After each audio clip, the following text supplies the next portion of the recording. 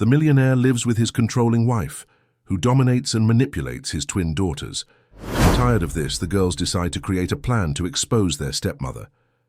When the father arrives home and sees the scene, the twins confront the wife, revealing the truth. Saturday morning in New York City arrived with that typical gray sky of the winter months. The traffic was still calm on the streets of the Upper East Side, one of the city's most exclusive neighborhoods, where majestic mansions rose behind high walls and imposing gates. It was there, in that bubble of luxury and apparent tranquility, that the Sterling family lived. Edward Sterling woke up early, as he always did, even on weekends. At 48, he was a man accustomed to rigid routines, discipline, and commitment. His business career in the technology sector had begun more than 20 years ago, when he was just a young engineer with dreams too big for the modest reality he came from. Today, he owned one of the largest software companies in the country, with offices spread across several major cities and a revenue that placed him among the most successful entrepreneurs of his generation.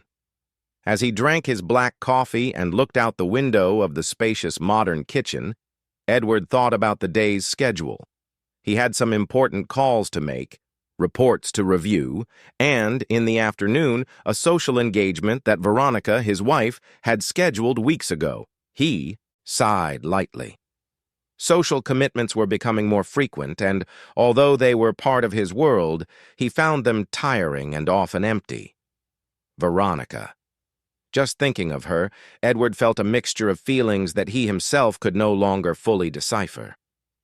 They had been married for 5 years, shortly after he was widowed. The loss of Marianne, his first wife and the mother of his twin daughters, had been devastating. She passed away when the girls were only 7, leaving an immense void in everyone's life. Edward immersed himself in work as a way to cope with the pain, and it was at a corporate event that he met Veronica. She was different from anything he knew. Elegant, sophisticated, always impeccably dressed, and with a presence that commanded attention in any room. Veronica had worked as an image consultant for high-level executives and entrepreneurs, and she knew exactly how to carry herself in every situation. She won him over gradually, offering the kind of companionship and structure he thought he needed at that moment of rebuilding. The wedding happened relatively quickly. Edward was alone, needed someone to help him care for the girls, and Veronica proved willing to take on that role. She promised to be a good stepmother, to care for the twins as if they were her own daughters, and to bring harmony back to the house that had lost its light. At first, everything seemed perfect. Veronica reorganized the house, hired a new team of staff, redefined routines, and established rules that, according to her, would bring more discipline and order to the girls' lives. Edward, who spent most of his time away from home, saw all of this as positive signs. After all, the girls needed boundaries, structure, someone to guide them now that they no longer had their mother. But what Edward didn't realize, or perhaps didn't want to realize, was that behind that facade of organization and care, something much darker was developing. Alice and Helen, the twins, were now 12 years old. Physically identical with long brown hair and expressive eyes that resembled their mother, they were different in personality. Alice was more introverted, observant, and thoughtful. She spent hours drawing in her sketchbook, creating imaginary worlds where everything was fairer and gentler. Helen, on the other hand, was more expansive, talkative, and emotional. She loved music, singing, and expressing her feelings more directly. Both loved their father deeply, but felt he was increasingly distant. Since Veronica entered their lives, everything had changed, and not for the better. That Saturday morning, the twins woke to the sound of their bedroom door being opened abruptly. Veronica entered without knocking, as she always did, turning on the main light in the room. Alice blinked, still sleepy, while Helen turned over in bed, trying to shield herself from the sudden brightness. "It's 8 o'clock," Veronica said, with that cold, controlled voice the girls knew so well. "You know that On Saturdays, you must be ready. By 8:30? You have 30 minutes to shower, get dressed, and come down for breakfast? And I don't want any delays?" Helen opened her mouth to say something, but Alice touched her arm discreetly, signaling for her to stay quiet. It was better not to cross Veronica, especially early in the morning when she was in a bad mood. "Yes, ma'am," Alice replied, sitting up in bed. Veronica looked around the room with that critical gaze from which nothing escaped. She saw some books on the desk, a pair of sneakers out of place, and the closet with its door ajar. "This room is a mess," she said, approaching and opening the closet door completely. "How many times have I told you that everything needs to be in its place? This afternoon, after we get back from our engagement, you will organize everything again. And this time, I want it to be impeccable." The girls just nodded. They were used to these morning inspections, to that constant search for flaws, for reasons to reprimand them or impose new tasks. Veronica left the room without another word, leaving the twins alone. Helen looked at Alice with tears in her eyes. "I hate this," she whispered. "I hate when she comes in like that, without warning, without respecting our space. It feels like we don't even have a right to a place of our own." Alice hugged her sister. "I know, Lena. I hate it too. But we have to be strong. We can't let her see that it affects us so much." "But for how long, Alice? How long are we going to have to live like this?" Alice had no answer for that. She asked herself the same question every day. Since Veronica arrived, their lives had turned into an endless sequence of rules, punishments, and control. The woman who should have been a mother figure, someone to care for and protect them, had revealed herself to be the opposite. The girls hurried to get ready. They knew that any delay would be used as a pretext for more criticism, more punishments. They went downstairs at exactly 8:28, finding Veronica already seated at the dining room table, flipping through a design magazine. "Good morning," they both said in unison. Veronica looked up from the magazine and analyzed them from head to toe. "Helen, that hair is a mess. Go upstairs and tie it up properly. And Alice, that blouse is wrinkled. I've told you 1,000 times you need to check your clothes before putting them on." Alice felt her blood boil. The blouse wasn't wrinkled. She had personally ironed it the night before. But there was no point in arguing. With Veronica, it never was. As the girls went back upstairs to make the required corrections, Edward entered the room. "Good morning," he said, kissing the top of Veronica's head. "Where are the girls?" "They went to fix a few things before breakfast. You know how careless they can be." Edward frowned slightly. Careless? The girls had always been very meticulous. Veronica smiled, in that way he found charming, but which hid so much. "Darling, you're out all day. You don't see what they're like when they're just with me. You have to stay on top of them all the time for them to do things right." Edward didn't reply. Deep down, a small part of him wondered if Veronica wasn't being overly strict, but he quickly pushed the thought away. She was taking care of the girls, educating them, preparing them for the world. That's what mattered, wasn't it? When Alice and Helen returned, breakfast finally began. It was a silent, tense meal, like most meals in that house lately. Edward read the news on his tablet. Veronica flipped through her magazine, and the girls ate in silence, exchanging discreet glances. "After breakfast, you will study until 11, Veronica announced. "I have a list of exercises you need to do. At 11, we're all going to the beauty salon. We have an important event this afternoon." "An event?" Helen asked, unable to hide a certain apprehension in her voice. "Yes.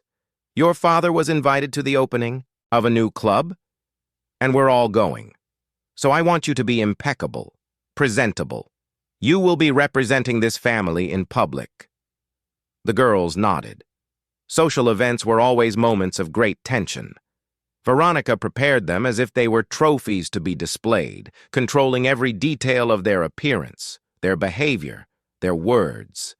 Any slip-up, any small mistake was followed by hours of criticism and recriminations when they returned home. Edward stood up from the table. "I have some calls to make. I'll see you all this afternoon then." He kissed Veronica again and waved to his daughters before heading up to his office. As soon as he left, the atmosphere in the room changed instantly. Veronica stood up and walked over to where the girls were still sitting. "Did you hear me? We're going to an important event today. I don't want a single word out of place, not one inappropriate behavior. You will smile when necessary, greet people politely, and above all, you will show that you are happy and well-behaved girls. Understood?" "Yes, ma'am," they replied. "And if by any chance someone asks you anything about what it's like to live here, you will say that it's wonderful, that you have everything you need, that I am a present and caring mother. That's what you will say, right?" The girls swallowed hard and nodded. This wasn't the first time Veronica had instructed them on what to say in public. She carefully constructed a perfect image of a harmonious family, while at home, away from prying eyes, the reality was completely different. "Good. Now go upstairs and start studying. And I don't want to hear any noise. I need silence to get my things done." Alice and Helen went up to their room. As they closed the door, Helen threw herself onto the bed, clutching a pillow to her chest. "I can't take it anymore, Alice. I can't stand having to pretend everything is okay when it's not. I can't stand having to smile and be polite when inside I'm screaming." Alice sat next to her sister, stroking her hair comfortingly. "I know, Lena. I feel the same way. But what can we do? If we tell Dad, she'll deny everything. And he believes her, not us." "But why? Why doesn't he see what she really is?" "Because she's good at pretending. And because he wants to believe he made the right choice in marrying her. Admitting otherwise would be admitting he made a mistake, that he put us in a difficult situation." Helen sat up, wiping her tears. "So we're alone in this?" Alice took a deep breath. "For now, yes, but we're not going to give up. We'll find a way to make Dad see the truth. We just need to be patient and smart." The two sisters hugged, drawing from each other the strength they needed to continue facing that reality. They were still children, but circumstances were forcing them to mature much faster than they should. Meanwhile, downstairs, Veronica was in her room, talking on the phone with a friend. Her voice was sweet and friendly, completely different from the cold, authoritarian tone she used with her stepdaughters. "Yes, darling, it's always a challenge dealing with stepdaughters. They're so complicated, so full of tantrums. But I'm doing my best, trying to raise them, give them boundaries. Edward is very permissive, you know how fathers are. So I have to be the authority figure. It's exhausting, but someone has to play that role." She laughed that artificial laugh she practiced to perfection. "Of course, sometimes they test me, try to challenge me, but I don't allow it. I establish clear rules and consequences when they're not followed. It's the only way to raise children these days." Veronica continued talking for a few more minutes, painting a picture of herself as a dedicated and suffering stepmother, bravely dealing with difficult stepdaughters. Every word was carefully chosen to reinforce this narrative, this image she cultivated with such care. The truth, however, was quite different. Veronica had married Edward not for love, but for personal gain. She saw in him an opportunity to have the life of luxury and comfort she had always desired. And the girls, to her, were just obstacles that needed to be controlled and kept in their place. When she hung up the phone, Veronica looked at herself in the mirror. She ran a hand through her perfectly styled blonde hair, checked her flawless makeup, and smiled at herself. She had everything under control. Edward trusted her completely.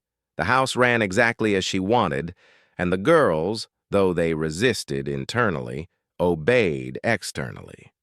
That was all that mattered. The day followed its planned routine. The girls studied in silence in their room, doing the exercises Veronica had left for them. At 11 o'clock, they all went to a beauty salon on the Upper East Side, where Veronica was a regular client. There, the twins had their hair styled, nails done, and light makeup applied. Veronica supervised every detail, making sure everything was exactly as she wanted. In the afternoon, Edward was ready in his impeccable suit when the three of them came downstairs. He smiled when he saw his daughters. "You look beautiful, girls," he said with genuine affection. Alice and Helen smiled back, and for a brief moment, they felt that familiar warmth that only their father could bring. But the moment was quickly interrupted by Veronica, who adjusted one of their necklaces and made a comment about maintaining their posture during the event. The newly opened club was in a prime area near Park Avenue. It was an impressive place, with modern architecture, landscaped gardens, and a spacious social area where the New York elite gathered. The opening was crowded with entrepreneurs, politicians, and high society personalities. Edward was constantly greeted, stopping to chat with acquaintances and business partners. Veronica was always by his side, smiling, making the right comments, perfectly playing the role of a devoted wife. And the girls, as instructed, stayed close, smiling and polite. "What beautiful daughters you have, Edward," commented an elegant lady who approached them. "They're so well behaved." "Thank you, Mrs. Covington. They are very special," Edward replied with genuine pride in his voice. "And you, Veronica, must be a wonderful stepmother. It's such a difficult role, isn't it?" Veronica smiled modestly. "I do what I can. I try to give them all the love and care they deserve. It's not always easy, but it's very much worth it." Alice and Helen exchanged a quick glance. Hearing those words come out of Veronica's mouth, seeing her play that role of a loving mother while they knew the truth, was almost unbearable. But they remained silent, with their polite smiles plastered on their faces, like good actresses in a theater of lies. The event lasted for a few hours. When they finally returned home, it was late afternoon. In the car, Edward commented on some of the business deals discussed at the event, while Veronica agreed and made appropriate observations. The girls in the back seat looked out the window, lost in their own thoughts. As soon as they arrived home, Edward excused himself. "I need to handle a few things in the office, issues that came up today. I'll have dinner with you later." "Of course, darling," Veronica replied. "We'll be here." When Edward went up to his office, Veronica turned to the girls. The amiable smile had completely disappeared, replaced by that hard, cold expression. "Helen, you looked like you were at a funeral the entire time at the event. And Alice, I saw you talking to that girl, Dr. Miller's daughter. I did not authorize any private conversations. You were there to stay by my side, not to socialize on your own." "But she just asked my name and what school we go to," Alice tried to explain. "I don't care. When I give an instruction, I expect it to be followed to the letter. Now go upstairs to your room and reorganize that closet as I told you this morning. And I don't want to come down there to check and find things half done." The girls went upstairs, feeling the weight of that injustice once again. In their room, they began to take all the clothes out of the closet, as Veronica had demanded. "We behaved perfectly today," Helen said, her voice choked with emotion. "We did everything she asked, and still she found reasons to criticize us." Alice sighed. "That's how she works, Lena. No matter what we do, it's never enough. She'll always find some flaw, some reason to punish or control us." "So what do we do?" Alice stopped folding clothes and looked at her sister. "We need to document everything. Every single thing she does, every unfair punishment, every cruel word. One day, we're going to need to prove to Dad what's happening.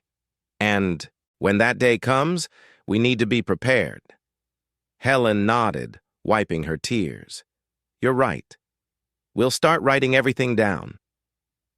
That night, after they finished reorganizing the closet and had a quick snack the cook had left for them, the girls sat together on the bed. Alice took out a notebook she kept hidden in the back of her desk drawer and began to write. She noted the date, the day's events, the exact words Veronica had said, and how they had felt. Helen watched, feeling a mixture of sadness and hope. Sadness for the situation they were in, but hope that one day, somehow, they would be able to make their father see the truth. Downstairs, Edward was still in his office, immersed in spreadsheets and reports. He didn't hear the silent sobs of his daughters. He didn't see the tears they hid. He didn't notice the suffering happening right under his nose, inside his own home. And Veronica, in her room, was arranging her jewelry and clothes, satisfied with another day in which she maintained her absolute control over that family. For her, everything was going according to plan. The girls were where she wanted them. Submissive, silent, and obedient. Edward continued to trust her completely, and her position as the lady of that mansion was more solid than ever. But what Veronica didn't know, what she couldn't foresee, was that behind those frightened eyes and silenced voices, Alice and Helen were beginning to devise a plan. They were young, yes, but they were also intelligent, observant, and above all, they were tired of living in that gilded cage. Night fell completely over New York City. In the Upper East Side mansion, the lights went out one by one. Another day had ended, but something had changed imperceptibly that Saturday. A seed had been planted, a decision had been made, and things, though it was not yet possible to see, were about to start changing. The weeks that followed that Saturday were a constant repetition of the same pattern.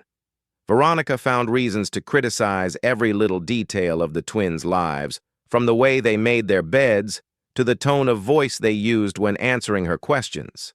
For Alice and Helen, each day became a minefield, where any misstep resulted in unpleasant consequences. Edward remained immersed in his business. The company was going through an important expansion phase, with negotiations to open branches in other countries in Europe. This meant frequent travel, meetings that stretched late into the night, and weekends dedicated to reviewing contracts and strategies. He loved his daughters deeply. There was no doubt about that, but his physical and emotional presence in their daily lives was becoming increasingly scarce. It was a Tuesday night when something different happened. Alice was finishing her math homework when she heard a strange noise coming from Helen's room, which was next to hers. They were muffled sobs, the kind of crying someone tries to hide, but can't completely contain. She got up quickly and went to her sister's room. Helen was sitting on the bathroom floor, her back against the wall, her face red and wet with tears. "Lena, what happened?" Alice knelt beside her, holding her hands. Helen lifted her face, and Alice saw something that alarmed her. There was a red mark on her sister's arm, as if someone had squeezed it hard. "Did she hurt you?" Alice's voice came out in a tense whisper. Helen nodded, still trying to control her crying. "I was playing the piano in the music room. I was practicing the piece the teacher assigned. She came in and said I was making too much noise, that I was giving her a headache. I tried to explain that it was my practice time, that Dad always said I could play at that time. She got furious. She said that in this house, she's the one in charge, not Dad. And then she pulled me away from the piano." Alice felt anger rise like a hot wave through her chest. She had already suspected that Veronica was capable of going beyond verbal humiliation and excessive punishments, but seeing the physical mark on her sister's arm brought everything to a new level of reality. "We have to tell Dad. Now. This has gone too far." Helen held Alice's arm, her eyes still teary. "She said that if we tell him anything, she'll deny it, and she'll say I'm being dramatic, that I made it all up because I don't like her. Alice, you know Dad believes her. He always believes her." Alice knew her sister was right. In recent months, whenever they tried, subtly, to indicate that they weren't happy, that Veronica was too hard on them, Edward would respond with phrases like, "You need to understand she only wants what's best for you," or "Education requires discipline." He didn't see or didn't want to see what was happening. "Then we'll take a picture," Alice said, resolute. "I'll get my phone. This is proof. She can't deny a photo." Helen agreed, wiping her face. The two went to Alice's room, where she took her phone and carefully photographed the mark on her sister's arm. The image was clear, undeniable. This was not an accident, not something Helen could have done to herself. It was a mark of fingers, of excessive force, of violence. "We'll save this," Alice said, saving the photo in a hidden folder on her phone. "And we'll keep documenting everything. There will come a time when we have enough proof. Dad won't be able to ignore it." "But when, Alice? When will that moment come? I don't know how much longer I can live like this." Alice hugged her sister tightly. "I don't know either, but I promise we'll find a way. We won't let her win." That night, Edward came home around 10 o'clock. He went straight to the girls' rooms, as he always did when he got home before they fell asleep to say goodnight. When he entered Alice's room, he found the two sisters together, talking in low voices. They fell silent immediately upon seeing him. "Hi, my love," he said, sitting on the bed next to them. "Helen's here too? Is it a sleepover night?" The girls smiled, but Edward, even tired, noticed that there was something strange in their eyes. It looked like they had been crying. "Is everything okay?" he asked with genuine concern. Alice looked at Helen, and there was a moment of heavy silence. It was the perfect opportunity. Their father was there, asking, opening the door. But fear spoke louder. The fear of not being believed, of Veronica turning everything against them, of the situation getting even worse. "Everything's fine, Dad," Alice replied, forcing a smile. "We were just talking about school." "Yeah, about a project we have to do," Helen added. Edward nodded, but that feeling that something wasn't right lingered. He looked around the room, noticing for the first time how long it had been since he had spent real time with his daughters, not just these quick good-night moments, but quality time, of conversation, of connection. "How about on Saturday we do something together? Just the three of us? We could go to the movies or to the park or wherever you want." The girls' faces lit up genuinely. "Really, Dad? Just the three of us?" "Really. I need to spend more time with my girls. I've been so busy and you are my priority." At that moment, Alice and Helen felt a pang of hope. Maybe, if they spent some time alone with their father, they could find the courage and the right moment to tell the truth. Maybe away from Veronica's influence, away from that house their father could really hear them. But when Edward went downstairs and mentioned the Saturday plan to Veronica, her expression changed subtly. "Darling, on Saturday we have that lunch at the Almeida's house. Did you forget? I confirmed our attendance weeks ago." Edward frowned. "I don't remember that engagement." Veronica sighed, in that way that indicated forced patience. "I told you, love, several times. You were probably distracted with work. But it's important. Dr. Almeida is a valuable contact for your business. We can't miss it." Edward hesitated. He really didn't remember this lunch. But it was. Also true that lately his head was so full of company information that many things slipped his mind. And Veronica had always been very organized with the family's social calendar. "All right," he said, resigned. "But next week, without fail, I'm spending Saturday with the girls." "Of course, darling. It's great that you want to spend more time with them. They need that." But the following Saturday, another engagement came up. And the one after that, too. There was always something, some important event, some dinner they couldn't miss, some situation that demanded Edward's presence. And the girls, who had been filled with hope that Tuesday night, once again saw their expectations dashed. Veronica was a master of subtlety. She never openly said she didn't want Edward to spend time alone with his daughters, but she always found ways to ensure it didn't happen. And Edward, always so confident in her, never questioned it. Meanwhile, the twins' lives continued their oppressive routine. School was the only place where they could breathe a little freedom, where they could be themselves without Veronica's watchful eye. They studied at St. Cecilia's Academy, a traditional and renowned institution in New York where most of the students came from wealthy families. It was at school that Alice met Maya, a girl of the same age who became her first true friend since Veronica entered her life. Maya was different from the other girls in their class. She came from a simple family, was there on a scholarship due to her excellent academic performance, and had a sincere and direct way of relating to people. One day, during recess, the two were sitting under a tree in the courtyard when Maya asked a question that took Alice by surprise. "Are you okay? I mean, really okay?" Alice looked at her friend, trying to understand what she meant. "I am. Why?" "It's just that I notice things. You and your sister, you always seem tense. And there are days when I can see you've been crying, even if you try to hide it. You don't have to tell me if you don't want to, but know that if you need to talk, I'm here." Alice felt a lump in her throat. It had been so long since someone had truly seen her, truly cared beyond superficial appearances. She thought about telling everything, about opening her heart and sharing the weight she carried. "It's complicated," she finally said.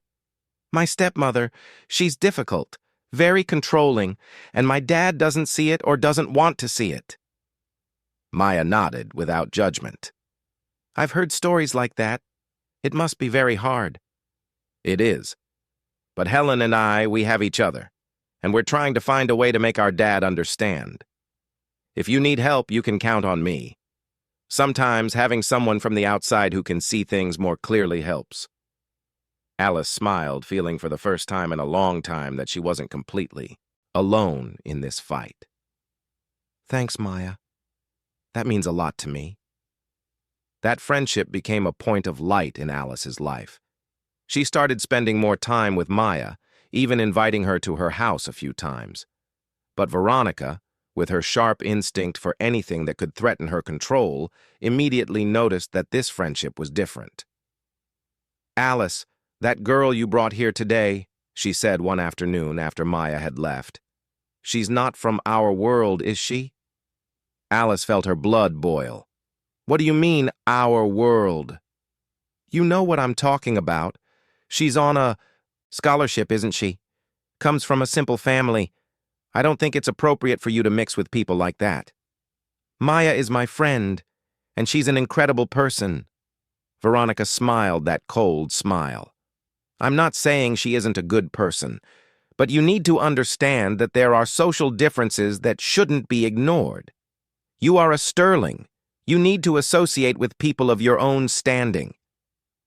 Alice couldn't hold back any longer. "People of my own standing? Are you hearing what you're saying? That's prejudice, it's elitism, it's horrible." Veronica's face hardened instantly.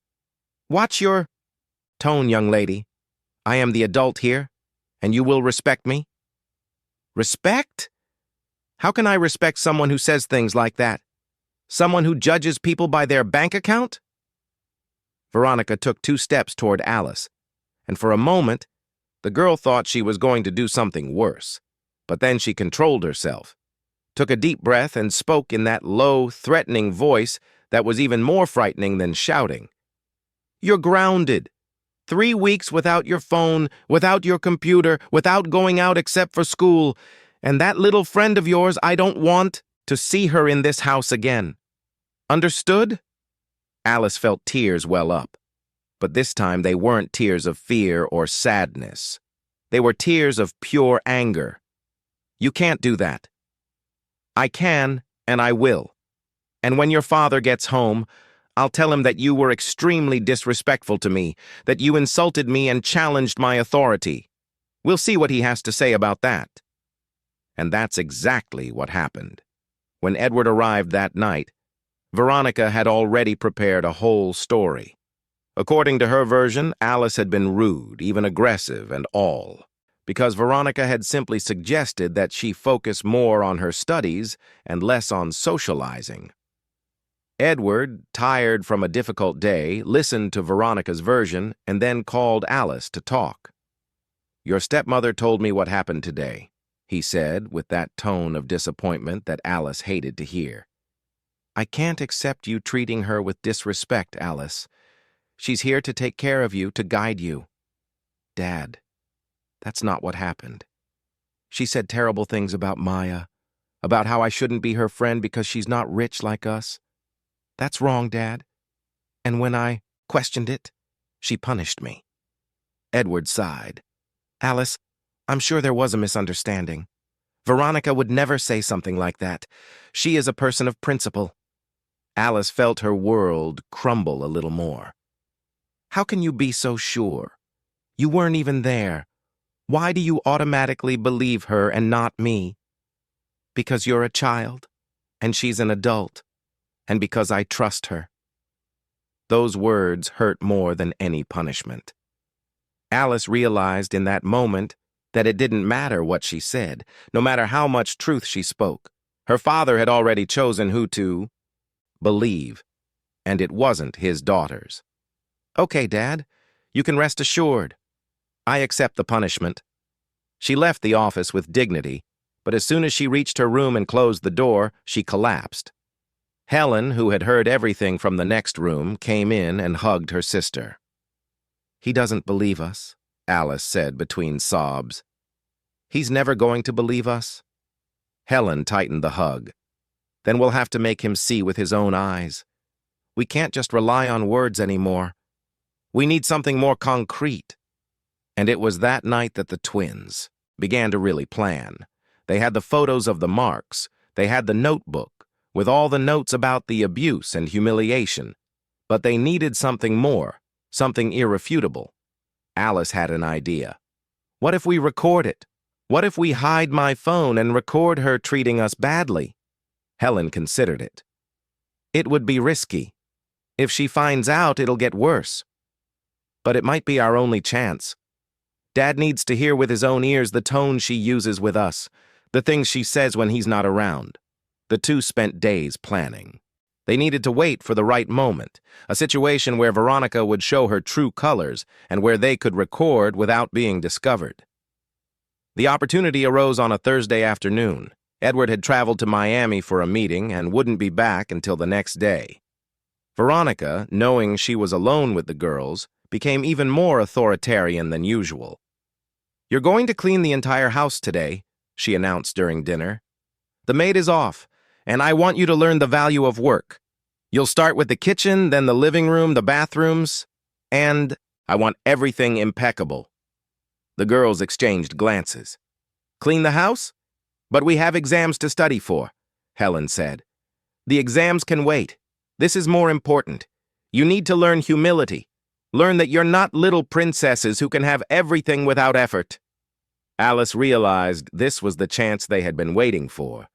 Discreetly, she adjusted her phone in her pants pocket so that the camera was positioned to record audio and video, even if the image wasn't perfect. While they cleaned the kitchen, Veronica stayed nearby, making humiliating and critical comments. "Not like that, you incompetent girl," she said to Helen, snatching the cloth from her hand. "You can't even do the simplest thing. It's truly impressive how two girls who have everything can be so useless." The recording captured everything. The tone of voice, the cruel words, the way she treated the girls like servants and not the stepdaughters she was supposed to care for. At one point, when Alice accidentally dropped a glass that shattered, Veronica exploded. "You clumsy oaf! That's imported crystal, worth more than you'll ever be.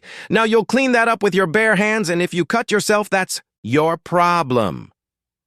The girls continued working late into the night, cleaning every room in the house under Veronica's tyrannical supervision.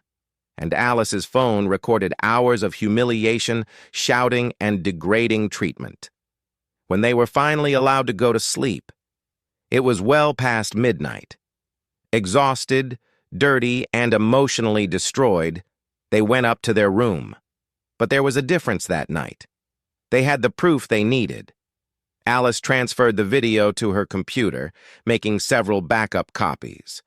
"Now we have it," she said, showing Helen. "Dad won't be able to deny this. He won't be able to say it's a misunderstanding or that we're making it up." Helen watched a few clips of the video and felt tears stream down her face. It was painful to see and hear it all again, but it was also liberating. They finally had something concrete. "When are we going to show him?" Helen asked. "Not yet. We need the right moment. It has to be a situation where he can't run away, where he can't postpone the conversation or say he'll deal with it later. It has to be a moment of maximum impact." The following weeks were in careful planning.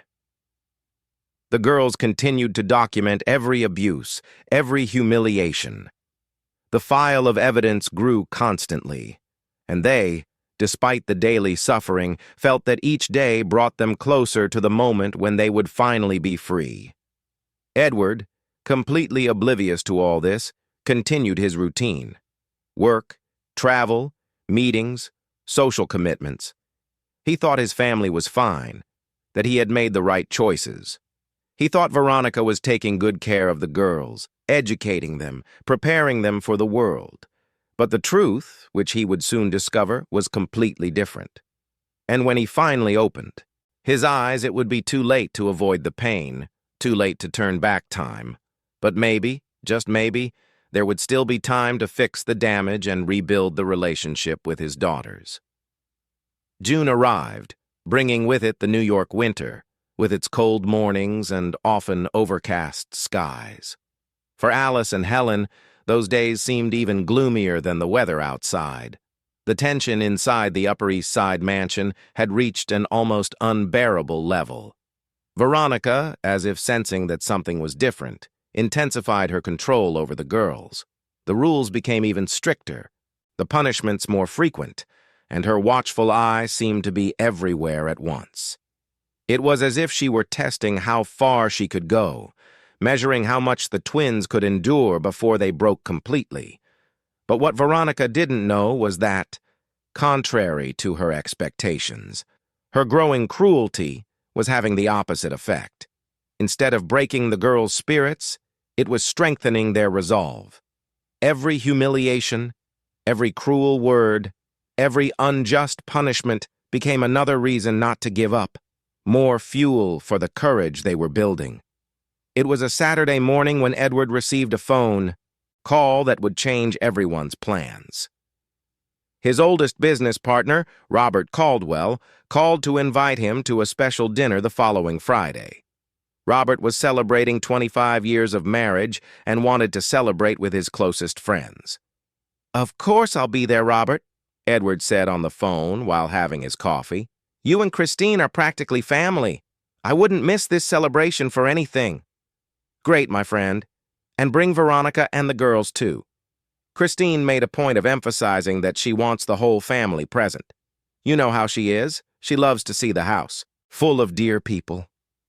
Edward agreed, and after hanging up, told Veronica about the invitation. "A dinner at the Caldwell's house," she said thoughtfully. "I need to see what we'll wear.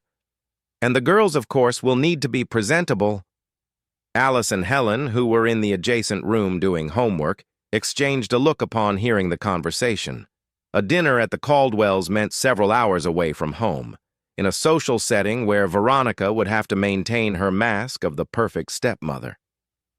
That afternoon, when Edward left to play tennis with friends, the twins locked themselves in Alice's room to talk. "This dinner could be our opportunity," Alice said, keeping her voice low. "We'll all be together, in an environment where she can't completely control us, and Dad will be more relaxed, more open." "But how will we do it?" Helen questioned. "We can't just show him the evidence in front of everyone." "No, but we can create a situation. Make him notice something, see something with his own eyes. And then, when we get back home, We'll show him all the proof we have. Helen bit her lip, thoughtful. It's risky. If it goes wrong, if she manages to control the situation again, it will be much worse for us. I know, but we can't wait any longer, Lena. I don't know how much longer I can live like this. And you? How much longer can you take? Helen shook her head. No, you're right. We have to take the risk, but we have to plan everything carefully. There can't be any room for error. The two spent the next few hours devising a plan. They needed to be careful, precise, and above all, brave. The dinner at the Caldwells would be the stage, but the real moment of truth would happen afterward, when they were back at the mansion. The days leading up to the dinner were particularly difficult.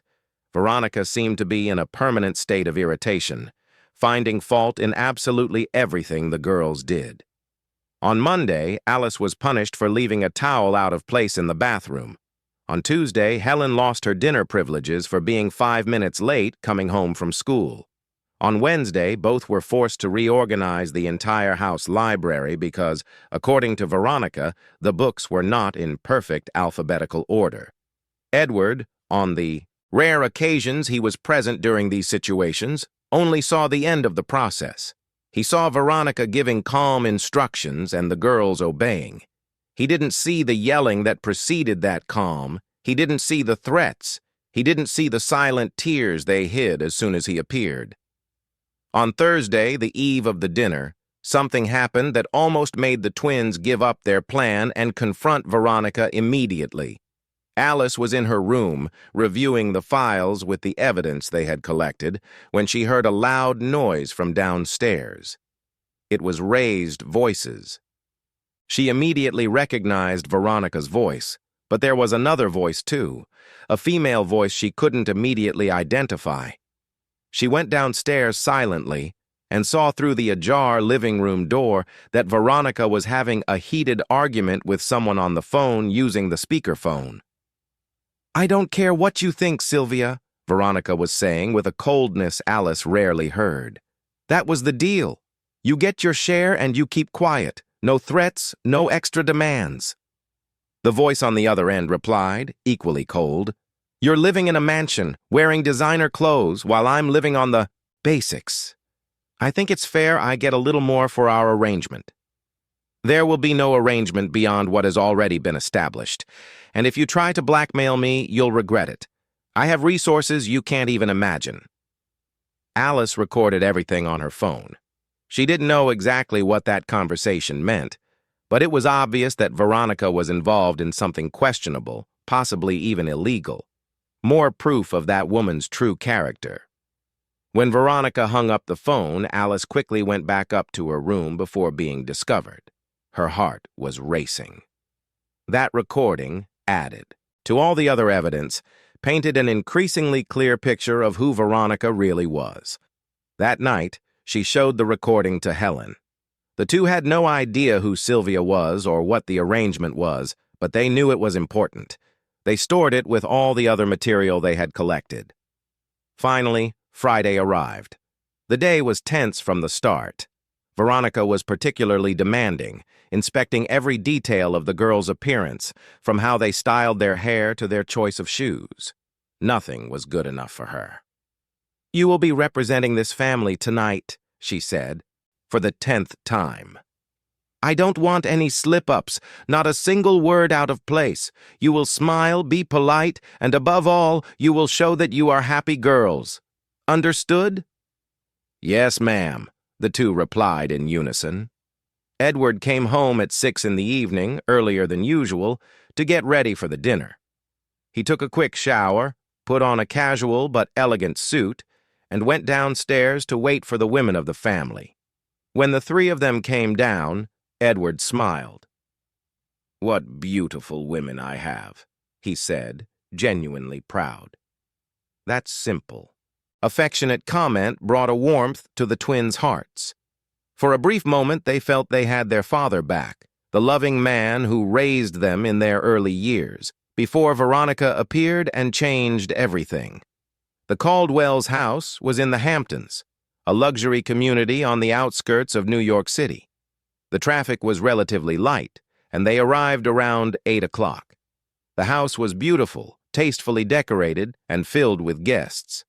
Robert and Christine received the Sterling family with warm hugs. Christine was a woman in her 50s, elegant, but with a different kind of elegance than Veronica's. There was human warmth in her, genuine kindness. "So glad you all could come," she said, hugging the twins. "Girls, you're more beautiful every day, and so grown up." Alice and Helen smiled, feeling immediately at ease. Christine had always been kind to them, even before Veronica entered their lives. She had been a close friend of Marianne, their biological mother, and had always shown a special affection for the girls. Dinner was served in a spacious hall, with several tables elegantly arranged. The food was delicious, and the atmosphere was one of genuine celebration. People talked, laughed, shared stories. It was the kind of environment the twins rarely experienced lately. During dinner, Alice noticed something interesting. Christine was watching Veronica with an expression she couldn't quite decipher. It wasn't exactly hostility, but it wasn't the cordiality she showed to the other guests either. It was as if she were studying Veronica, analyzing her every gesture, every word. At one point, when Veronica got up to go to the restroom, Christine approached the table where the twins were sitting with Edward and some other guests. "Edward, can I steal your girls for a few minutes? I want to show them the conservatory I just renovated. I'm sure they'll love it." "Of course, Chris. Go ahead, girls." Alice and Helen followed Christine to a room at the back of the house, a beautiful conservatory with exotic plants and soft lighting that created an almost magical atmosphere. But as soon as they got there and Christine closed the glass door behind them, her expression changed. She knelt to be at the girls' height and took both of their hands. "Girls, I need to ask you something, and please be honest with me. Are you okay? Really?" Alice and Helen looked at each other, surprised. It was the first time in a long time that someone had asked that question and actually expected a sincere answer. "I've known Veronica longer than your father has," Christine continued. "I know who she was before. I know things she's done. And I worry about you. I've noticed in recent months that you don't seem happy. And tonight, watching the way she looks at you when your father isn't paying attention, I worried even more." Helen began to cry silently. Alice squeezed her sister's hand and looked at Christine with an intensity that surprised the older woman. "Mrs. Caldwell, you know things about Veronica? Things my father doesn't know?" Christine nodded slowly. "I do. Things from her past, things that aren't pretty." "Then can you help us? Please, we really need help." Christine hugged the two girls, feeling her heart break. "I will help, yes, but you need to tell me what's happening. Everything. Without fear." And there, in that conservatory, while the party continued in the hall, Alice and Helen finally had the chance to speak. They told her about the abuse, the humiliation, the excessive control. They told her about the mark on Helen's arm, about the hours of forced labor, about the cruel words Veronica used when Edward wasn't around. Christine listened to everything with an expression that mixed anger, sadness, and determination. When the girls finished, she took a deep breath. "Do you have proof of what you're telling me?" Alice nodded. "We have photos, recordings, notes of everything. We were planning to show Dad tonight when we get home, but we're afraid he won't believe us, that she'll manage to manipulate the situation again." Christine thought for a moment. "Then we'll do it differently. You'll send me all that evidence now, through your phone. I'll keep it with me too, as a backup, and tomorrow morning you, me, Robert, and your father will have a talk. Here, at my house, away from Veronica. You'll show the evidence, I'll tell him what I know about her past, and we'll make your father see the truth once and for all." "But she'll notice. She'll try to stop it," Helen said. She won't. I'm going to call your father now in front of everyone and officially invite you for breakfast here tomorrow. Since it's Saturday and there's no school, it will seem natural. And I'll make it clear that it's a special invitation just for him and the girls, a way to reminisce about Marianne through her daughters. Veronica won't be able to refuse without looking controlling in front of all the guests. The girls felt a wave of hope. Finally, someone who believed them, someone who was willing to truly help. Alice quickly transferred all the files to Christine's phone. There were dozens of photos, audio, and video recordings and detailed notes. Christine looked at it all with an increasingly grim expression. "My God," she whispered. "This is much worse than I imagined. Edward needs to see this. Now I understand why you're so afraid." They returned to the party, and Christine executed the plan exactly as she had said. In front of everyone, she approached Edward and made the invitation for breakfast the next day.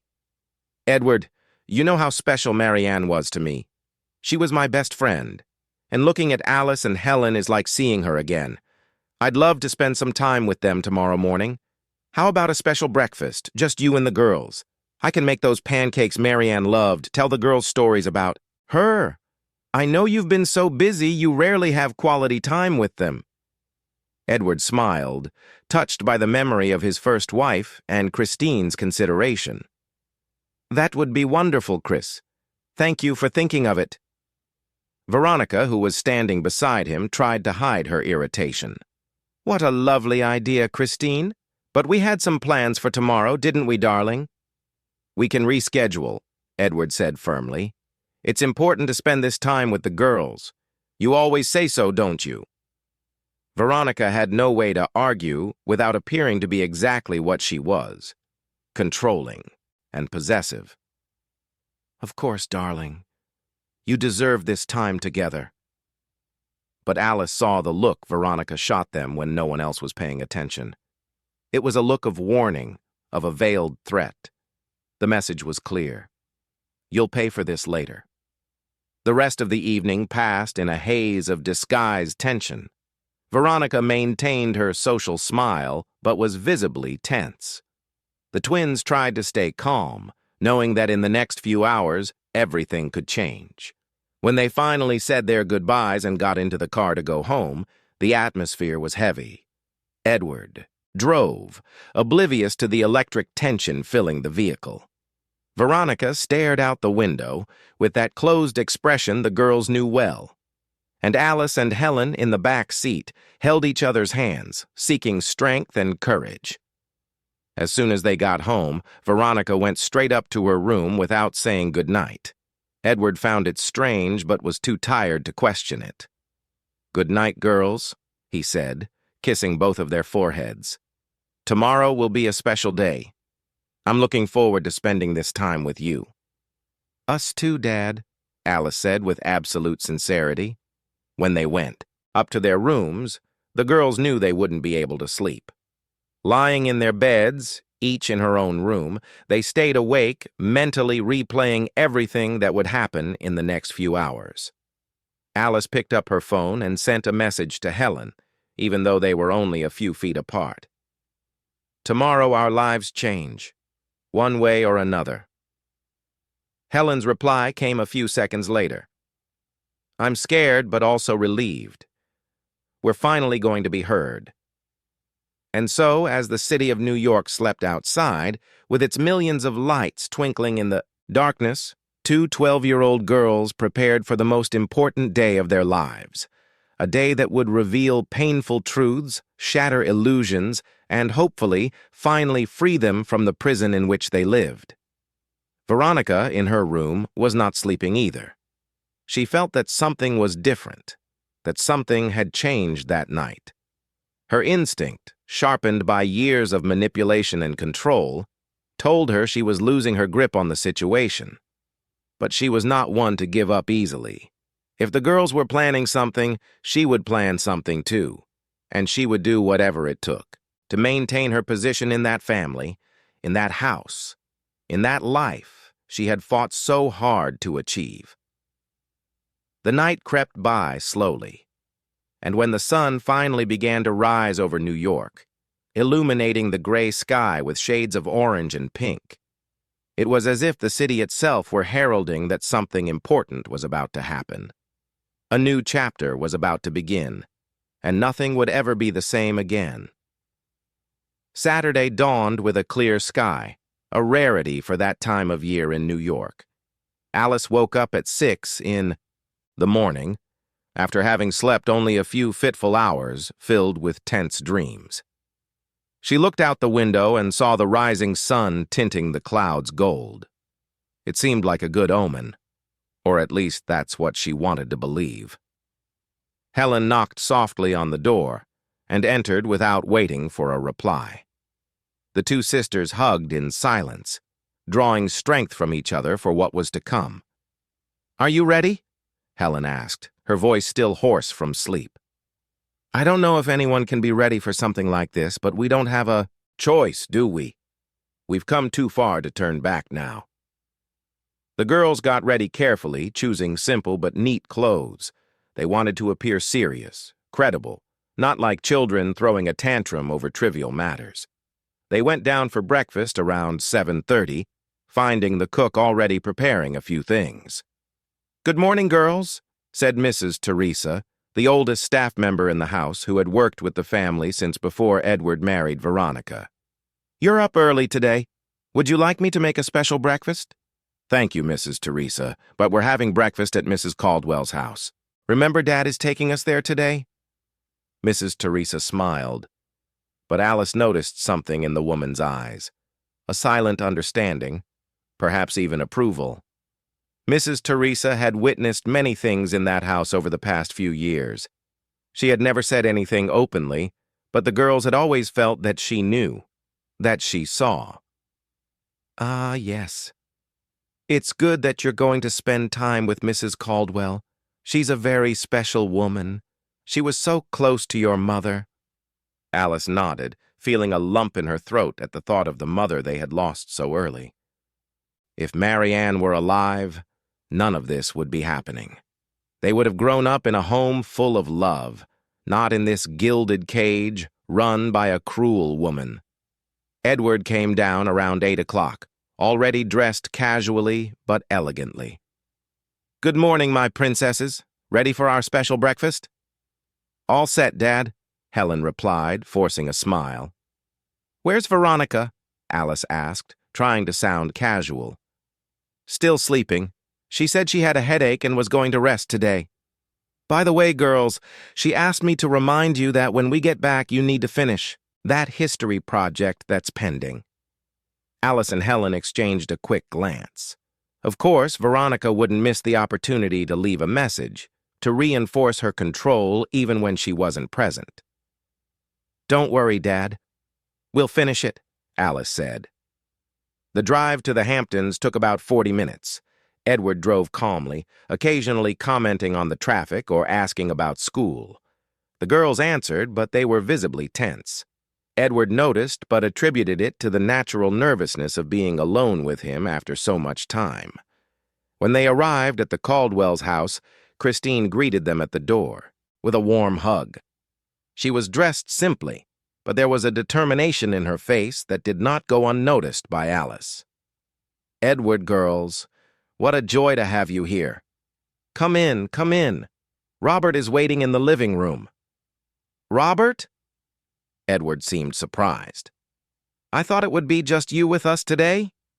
Christine guided the group inside. "You know how it is, dear. Robert wanted to join us too. He's very fond of the girls, and there are some things we need to talk about.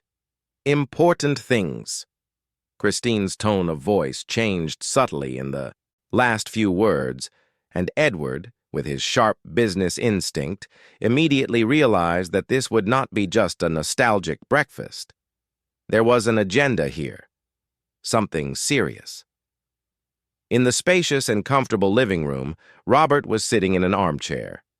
He stood up when they entered, greeting Edward with a firm handshake and the girls with a gentle smile.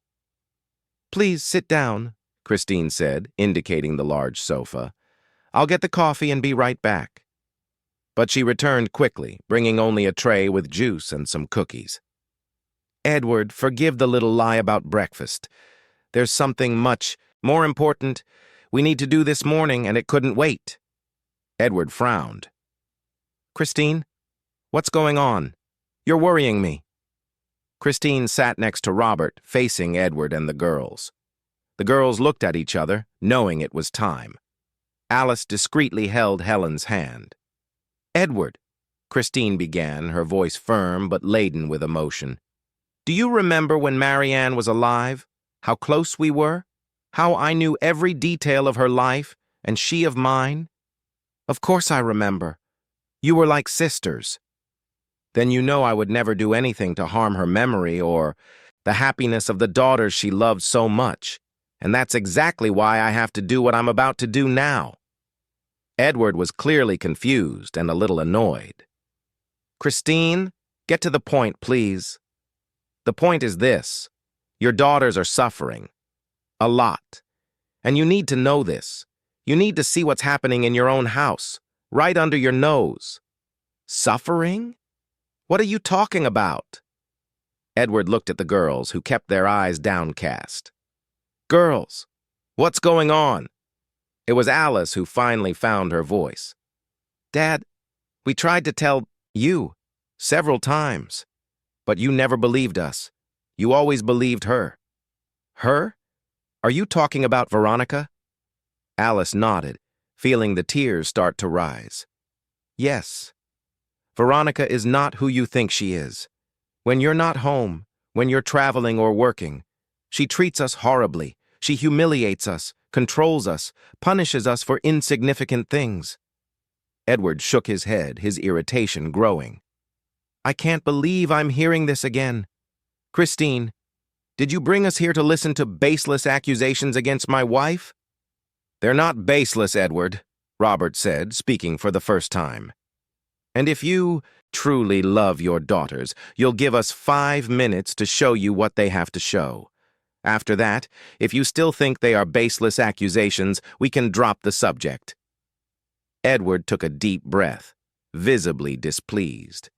"Fine. 5 minutes."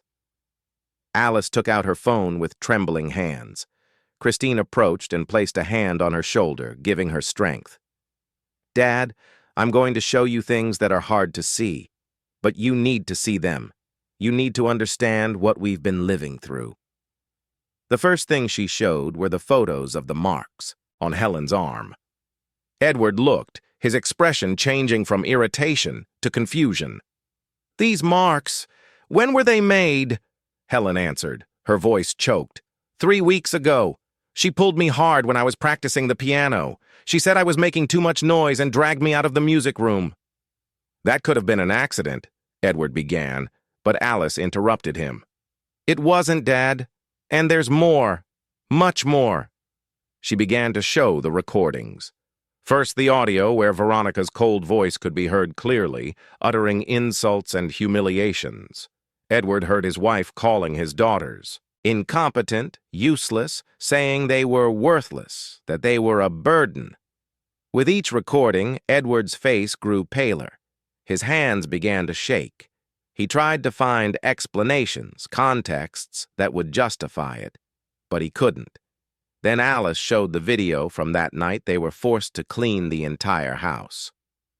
The recording was long, and Edward watched in growing silence as he saw Veronica treating his daughters like servants, yelling at them, humiliating them repeatedly. When the video ended, there were tears in Edward's eyes. "This can't be real," he whispered. "She couldn't have done this."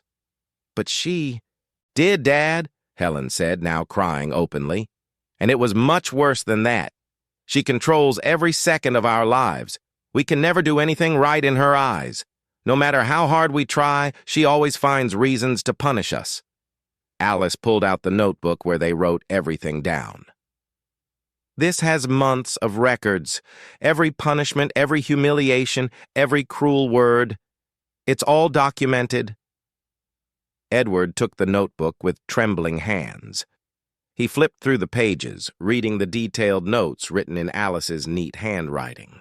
Each entry was dated, with the time and a precise description of the events.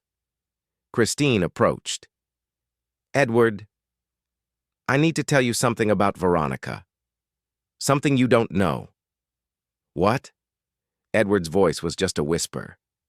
"I met Veronica years before you did. She worked for a family here in New York, the Travers. They had 2 teenage children. Veronica was initially hired as an image consultant, but she gradually gained the family's trust, especially the father's, an entrepreneur like you. In less than a year, she had become practically part of the family." Edward listened in silence, his face growing more tense. "The couple's marriage began to fall apart," Christine continued. "The wife discovered there were financial manipulations, altered documents, things disappearing. Everything pointed to Veronica. But when they confronted the husband, he defended her fiercely. He was completely under her influence. In the end, the couple divorced, and Veronica walked away with a generous sum of money, supposedly for services rendered." "Are you saying she's a con artist?" Edward seemed to be in a state of shock. "I'm saying she knows exactly how to manipulate situations and people to get what she wants.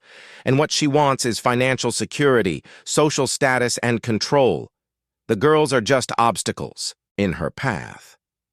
Robert added, "Edward, I had her discreetly investigated after Christine told me her suspicions. Veronica has a history. 3 different families, always the same pattern.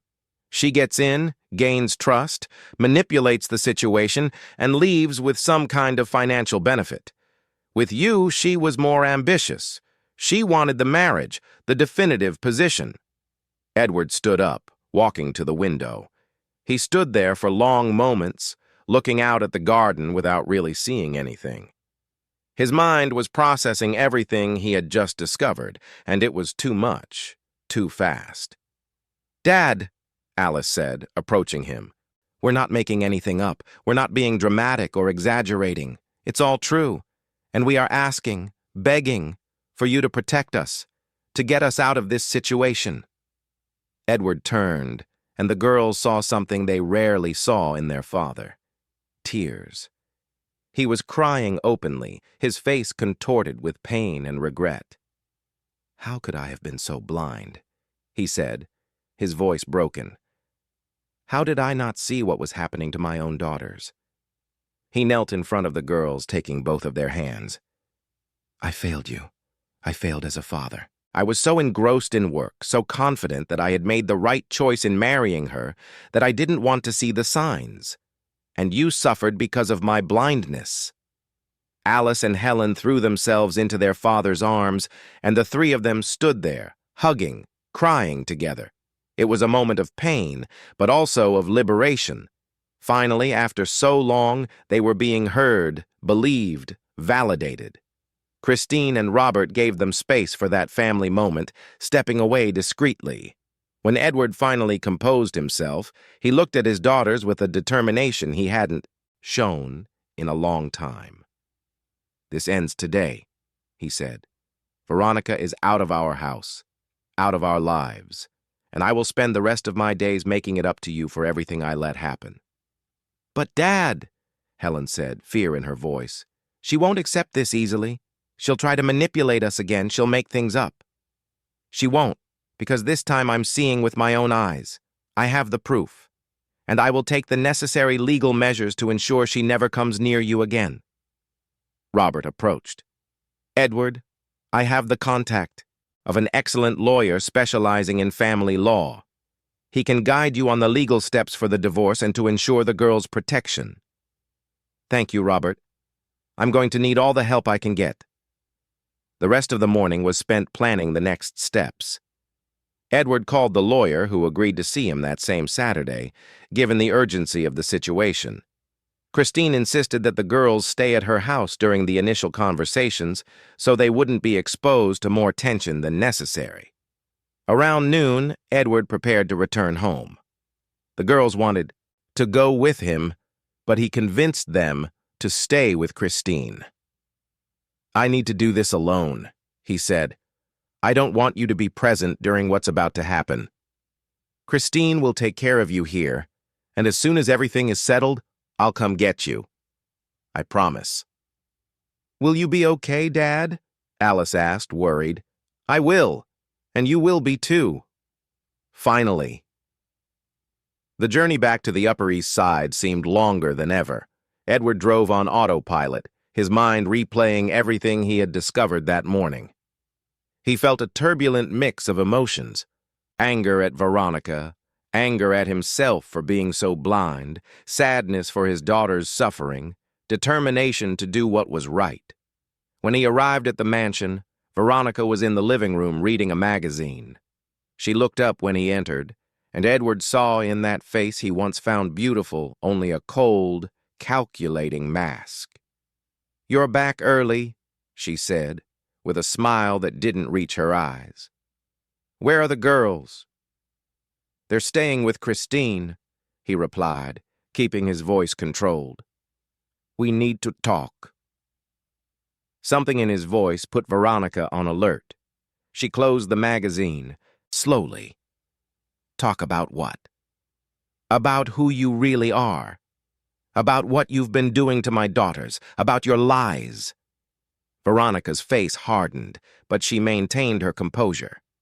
"Edward, I don't know what you're talking about, but if the girls said something, you need to understand that they are dramatic children who still haven't accepted that I took their mother's place." Edward took a step toward her, and there was a coldness in his eyes that Veronica had never seen before. "No, you never took Marianne's place. You never could. Marianne was love, affection, dedication. You are manipulation, cruelty, and lies!" "How dare you?" Veronica began, but Edward interrupted her. "I saw the evidence, all of it. The photos of the marks you left on Helen's arm, the recordings of your voice humiliating my daughters, calling them useless, incompetent, the video of you forcing them to work like maids until the early hours. Everything." Veronica's face turned pale. For a few seconds, she was speechless, clearly trying to calculate her next move. "It was that Christine, wasn't it?" she finally said, her voice laced with venom. "She was always jealous of me, always wanted to harm me. She manipulated you, Edward. She manipulated the girls. That evidence is fake, fabricated." "It's not, and you know it. Besides, I know about your past, about the other families, about your pattern of behavior. It's over, Veronica. This marriage is over." Veronica stood up abruptly. "You can't do this. We have a prenuptial agreement. I have rights." "Rights?" Edward laughed bitterly. "You have a right to nothing. Not after what you've done. My lawyer is already preparing the divorce papers, and you can be sure that I will use all this evidence to ensure you don't receive a cent beyond what the law minimally requires." This was not what Veronica expected. She had carefully calculated every step over the years, keeping Edward under her control, the girls silenced. But now, suddenly, everything was collapsing. "Edward," she said, changing tactics, softening her voice. "Maybe I was too hard on the girls, but it was because I wanted the best for them. I wanted to prepare them for the world. We can work this out. We can go to family therapy, work on this together."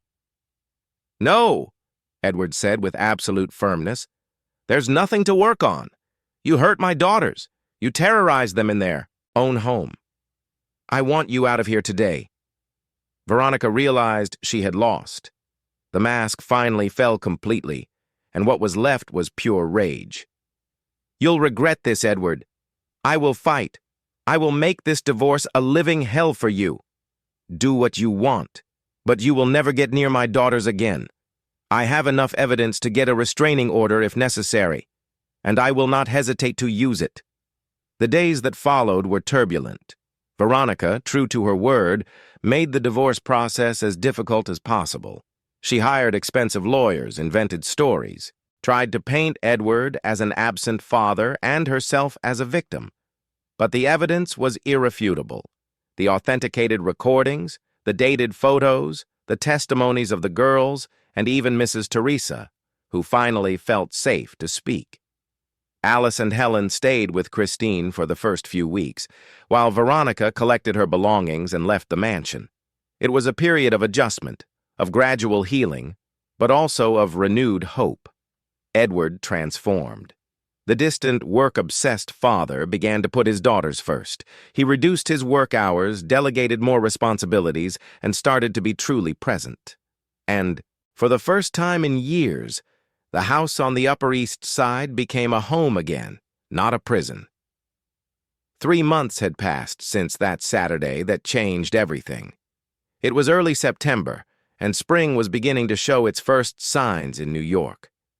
The city's trees were blooming with new flowers, and there was something symbolically fitting about it, as if nature itself reflected the rebirth happening in the twins' lives. Alice was sitting on the porch of the house, drawing in her sketchbook. It was a quiet Saturday morning, and for the first time in years, she felt truly at peace in her own home. There was no longer that constant tension in the air, that fear of doing something wrong and being punished for it. The mansion on the Upper East Side had become a home again. Helen was in the music room, playing the piano. The melody flowed smoothly and confidently through the rooms of the house, and no one interrupted her. No one complained about the noise. She could play as much as she wanted, for as long as she wanted, and that freedom still felt surreal at times. Edward came down the stairs, already dressed for the day, but not in work clothes. It was jeans and a casual shirt. In recent months, he had kept his promise to put his daughters first. Weekends were sacred, dedicated exclusively to them. And even during the week, he came home earlier, had dinner with the girls, talked about their day, really listened. "Good morning, my love," he said, kissing the top of Alice's head. "What are you drawing?" Alice showed him the sketchbook. It was a drawing of the family, the 3 of them together in a park. Us, as we are now, as we should have always been. Edward felt a tightness in his chest. That simple drawing represented so much. "It's beautiful. You have a lot of talent, you know. I learned from Mom. She drew very well, didn't she?" "She did, yes. You inherited that from her. And her determination, too. You two are so strong, Alice. Stronger than I ever was." Alice held her father's hand. "We went through this together, Dad. And we're healing together, too." But the healing process was not linear. There were good days and difficult days. There were moments when the girls still jumped at sudden noises, still tensed up when someone raised their voice, still expected punishment for small mistakes that were only human and natural. Edward had insisted that they all go to therapy. He himself was seeing a therapist to deal with the overwhelming guilt he felt for not realizing what was happening to his daughters. Alice and Helen had individual therapy and also family sessions with their father. It was slow, gradual work, but it was making a difference. Dr. Fletcher, the girls' therapist, was a woman in her 40s with a soft voice but a penetrating gaze. In one of the last sessions, she had talked to Alice about something important. "Alice, you carried a huge weight for the past few years. Not just your own suffering, but you also protected your sister, documented everything, kept hope alive. That's admirable, but it's also a lot for a 12-year-old to carry. Now that you're safe, you need to allow yourself to just be a child again. You need to let your father be the protector. You can hand over that weight." Those words had touched something deep in Alice. She hadn't realized how exhausted she was from being strong all the time, from always being on alert, always planning, always protecting. Allowing herself to be vulnerable, to be a child, was scary, but also liberating. Helen, on the other hand, was dealing with different issues. She had more difficulty trusting again, believing that the safety was real and permanent. There were nights when she woke up with nightmares, reliving moments from Veronica's time. And there were moments when she was paralyzed with fear that everything would go back to how it was before. One afternoon, she talked to Edward about it. "Dad, what if she comes back? What if she manages to convince you again? What if all of this is temporary?" Edward picked her up, even though she was already big for it. "Helen, look at me. Veronica will never come back into our lives. Never. The divorce is almost finalized, and when it is, she will have no more ties to this family.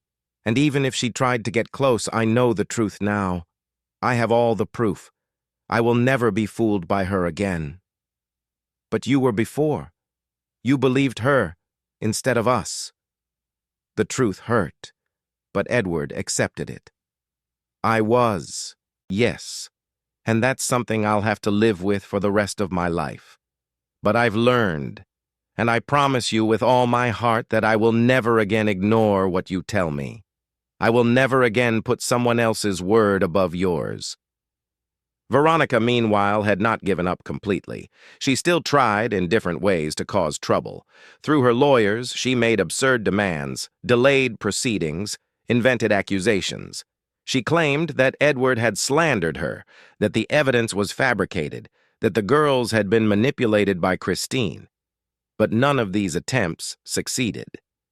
The evidence was too solid.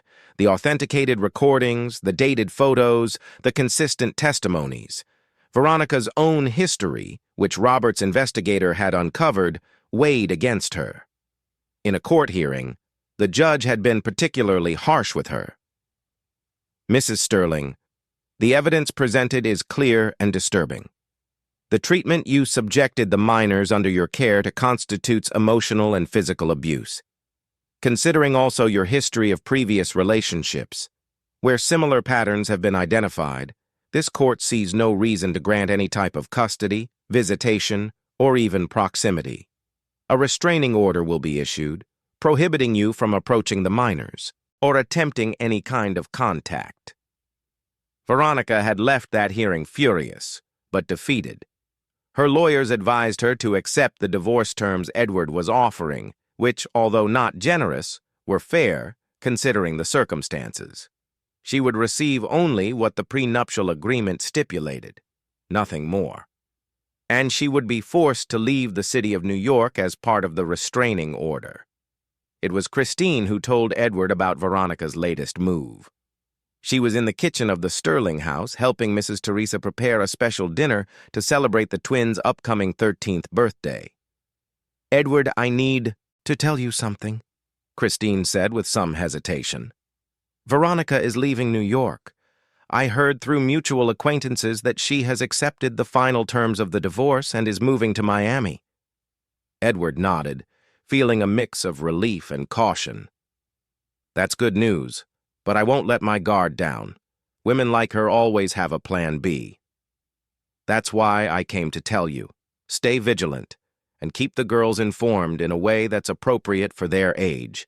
They need to know they're safe, but they also need to be aware that they should immediately report any attempt by her to get close. I'll do that. Thank you, Chris, for everything. You saved my daughters. You saved my family." Christine smiled tenderly. "Marianne was my best friend. She asked me, before she passed, to always look after the girls if something happened to her. It took me a while to realize they needed help, but in the end, I was able to keep my promise." The 13th birthday was a celebration completely different from the last few birthdays the twins had had. It wasn't a large, formal party full of high society acquaintances who barely knew the birthday girls. It was an intimate gathering with the people who really mattered. Present were Christine and Robert, Maya, Alice's friend from school, some close classmates of the girls, Mrs. Teresa and her family, and a few people from Edward's work who had become friends of the family over the years. The house was decorated with simplicity and good taste: colorful balloons, birthday banners, a table full of sweets and snacks. But the most important thing was the atmosphere. There was genuine laughter, lively conversations, music, real joy. Edward made a toast before they cut the cake. "I want to thank everyone for being here today. celebrating with my daughters. This past year has been challenging, to say the least, but it has also been a year of new beginnings, of healing, of learning. Alice and Helen, you are the bravest people I know. At 13, you faced situations that many adults couldn't face, and you not only survived, but you came out stronger. I am the luckiest father in the world to have you as my daughters. Alice and Helen had tears in their eyes, but they were happy tears. They blew out the candles together, making the same silent wish that this happiness, this peace, would last forever. Later that night, after the guests had left and the house had returned to silence, the three of them, father and daughters, sat on the porch, looking at the stars. "Dad," Helen said, breaking the comfortable silence, "do you think Mom would be proud of us? The way we handled everything?" Edward pulled the two of them close. "I am absolutely sure she would be. Marianne was a strong, determined, fair woman, and you two are exactly like her. She would be immensely proud of you. And of you, too," Alice added, "for believing in us in the end, for doing what was right, even though it was hard." Edward kissed both of their foreheads. "I'm trying to make up for lost time. I know I can never erase what happened, but I can ensure that the future is different, and that's what I'm going to do every day for the rest of my life." The months continued to pass, and the family's routine settled. Edward had truly changed his priorities. He still worked. He was still a successful entrepreneur. But he had found a balance. He hired a COO to handle the day-to-day operations of the company, allowing him to take on a more strategic role that demanded fewer hours and less travel. The girls flourished in this new environment. Alice joined the school's art club and began participating in student exhibitions. Her drawings, which had always been good, gained an emotional depth that impressed teachers and classmates. She also grew even closer to Maya, her friend, and the two became inseparable.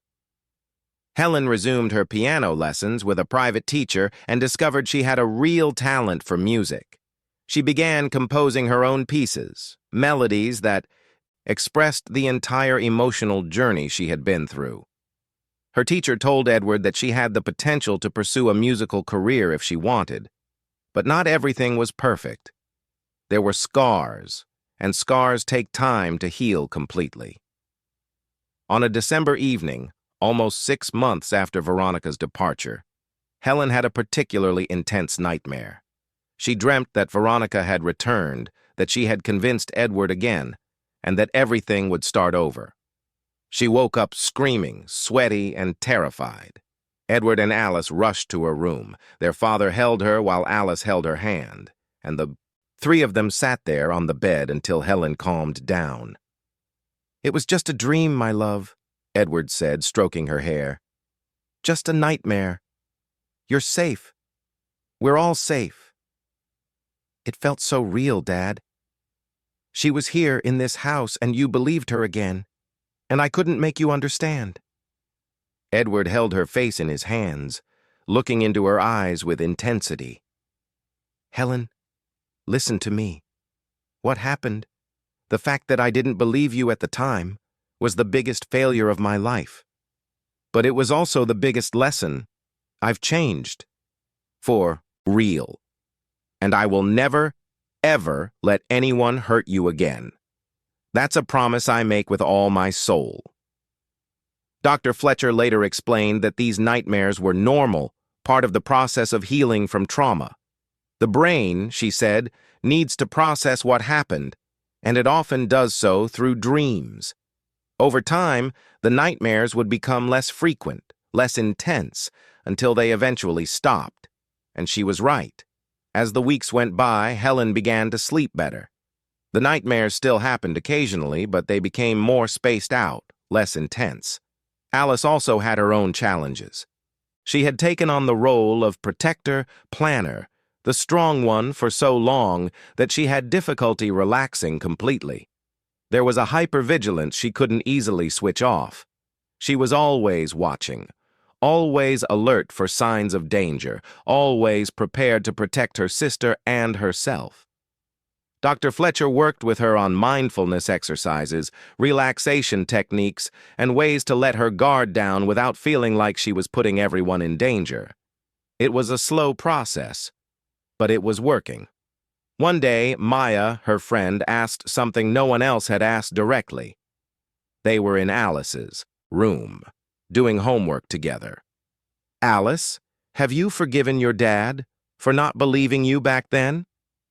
Alice stopped writing and became thoughtful. "That's a tough question. Part of me has forgiven him because I see how much he's changed, how much he's trying to make up for it.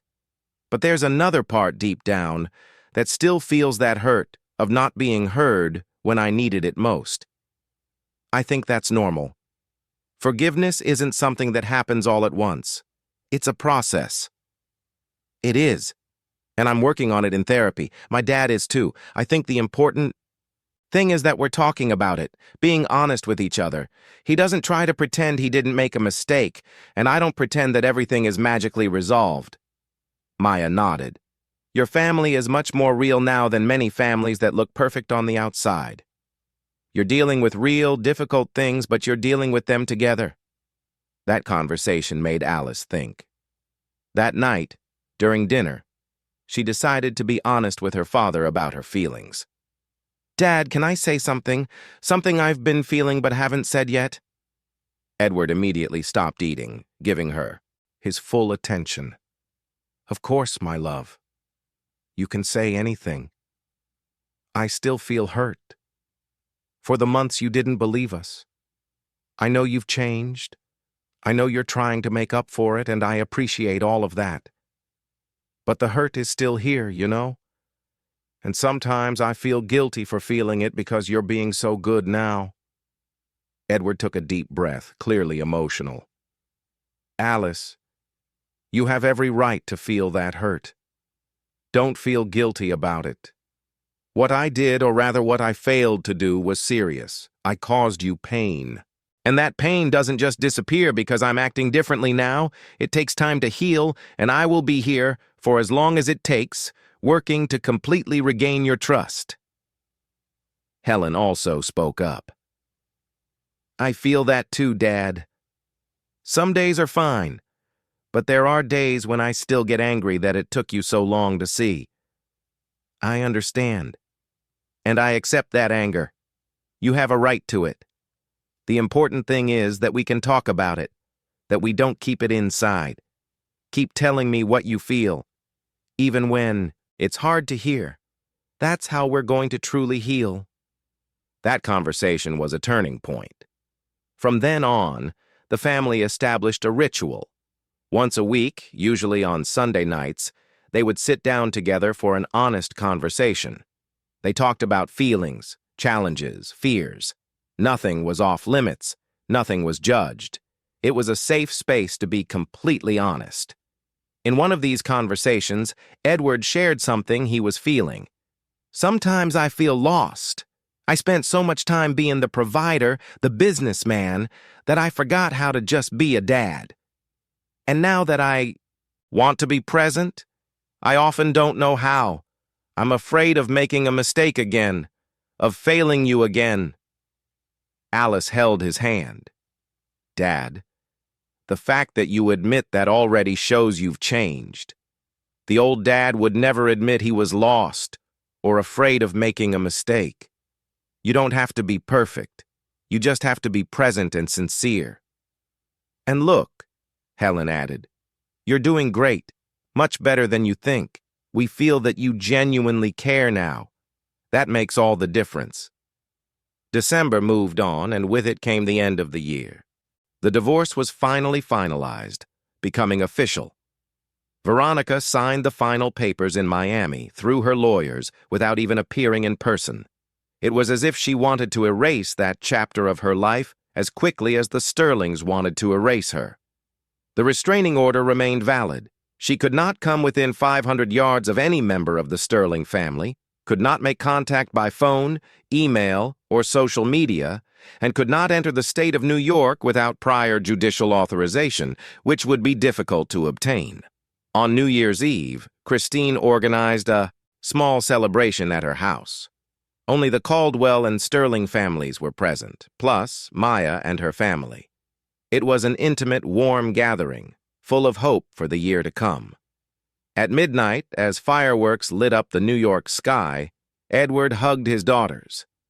The new year brought with it a renewed energy for the Sterling family. January 2024 arrived warm and sunny, and with it came significant changes that definitively marked the beginning of a new phase. Edward had made an important decision. After months of reflecting on his priorities and what truly mattered in life, he decided to sell a significant portion of his shares in the company. Not all of them. He would still maintain a stake and strategic influence, but enough to have total financial freedom and, more importantly, freedom of time. When he told the girls about the decision, they were surprised, but also moved. "Does this mean you're going to work less?" Helen asked, hope in her voice. "A lot less. I'll only keep a few strategic meetings once a week. The rest of the time is ours. I thought we could even travel more, see new places. Where do you want to go?"